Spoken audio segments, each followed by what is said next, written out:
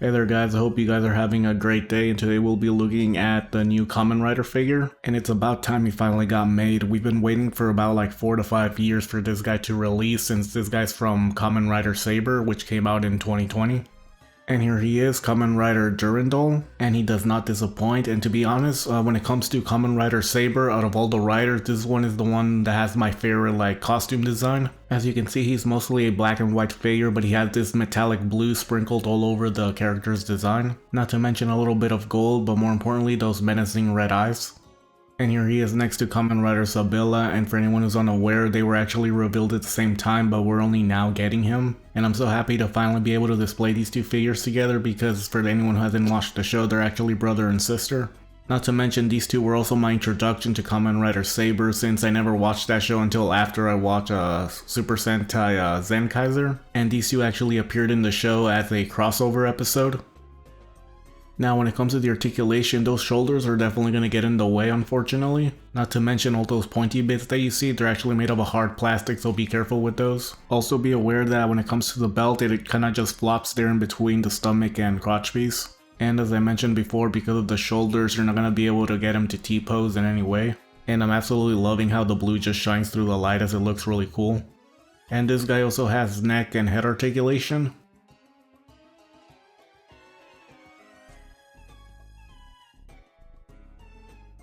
And this is about as much the arm can bend at the elbow, not to mention it also has arm rotation. He also utilizes a ball for the chest and stomach.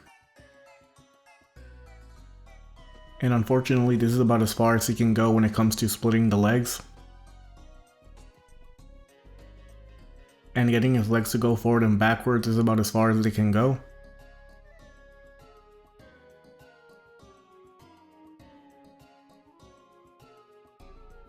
And this is about as far as the leg bends at the knee, and it also has thigh rotation, but be aware that it only goes one way, mainly because of how the thighs are designed, so they pretty much just get blocked off. So as a result, you cannot do the full 360 rotation at either direction.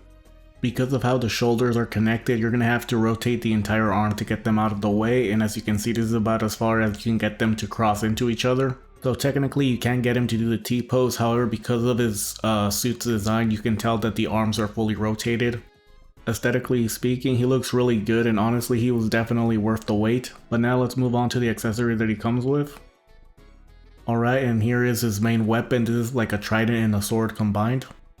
And it is beautifully painted, and as you can see it has like this red and then it transitions into blue throughout the blade. Not to mention it also has this gold surrounding it, but be aware that most of the paint is on one side while the other one is just black and gold. And unfortunately that's how it is on all the Kamen Rider Saber figures. They'll paint them out on one side and the other side they'll just give you the bare minimum. But that's mainly only on the weapons that they wield. And they also give you this, which is basically the same weapon just in a more traditional sword mode, and as you can see it is well painted on one side while the other side it's done the bare minimum. And be aware when it comes to this weapon, you can actually pop the blade out, as you can actually flip the positioning of it. Also you gotta be careful when you're putting it in. If you put it in too far, it'll actually want to pop out. And if you don't put it in far enough, it's pretty much just gonna fall off.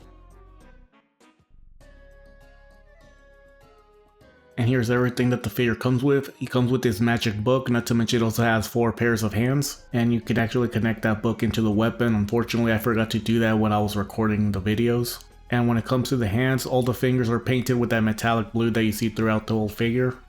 And when it comes to the painting, they did an amazing job on this. So far, I couldn't find any issues on my copy. And as you can see, he has no problem standing on his 2 feet while holding his main weapon. I'm extremely happy that we finally have him in the collection, and honestly, if I could only buy 2 from Kamen Rider Saber, these 2 would definitely be it, as they look extremely good together.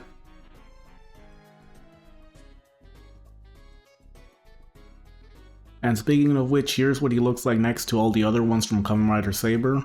Honestly, the only thing that irks me about this is that I wish they did the same thing for Super Sentai. For anyone who doesn't collect those figures, they usually only make the main guy, which is usually the Red Ranger, not to mention like the 6th Ranger. But regardless, I'm glad that the Kamen Rider Saber line is finally complete.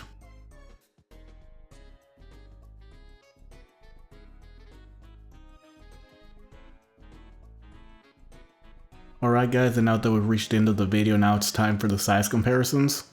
And here he is next to the Figuarts Kamen Rider Saber and the Marvel Legends Amazing Fantasy Spider-Man.